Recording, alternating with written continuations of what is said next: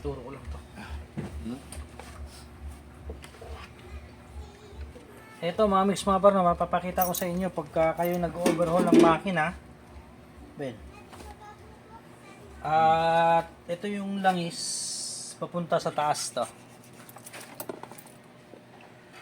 Pakita ko.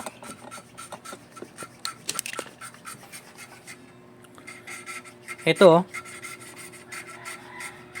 yung langis dito sa baba. Ito yung crankshaft. Ngayon, ito barado yan. Lalo na pag di na-change oil. Ito yung dugtong dito sa ilalim.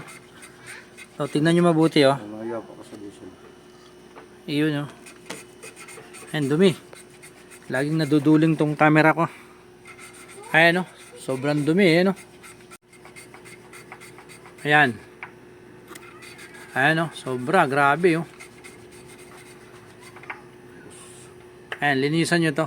Tong langis na paakyat sa may cylinder head para basahin niya yung mga rocker arms. Kapag kayo ay nag-overhaul, huwag niyong kakalimutan kasi minsan yung mga ganito, lalo na mga Nissan, may takip to. Hindi lang itong likod ang lilinisan nyo, tatanggalin nyo, tatlong tornilyo lang naman ito. Sa dalawa, tatlo. Ayan, ito na mismo, ayan o.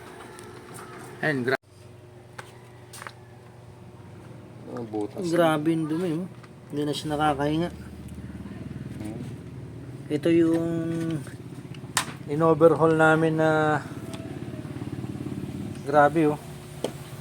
Espalto na yung nasa loob. Hindi pala langis ang nilagay, pare. Espalto. Espalto. Oh? Espalto lang nga.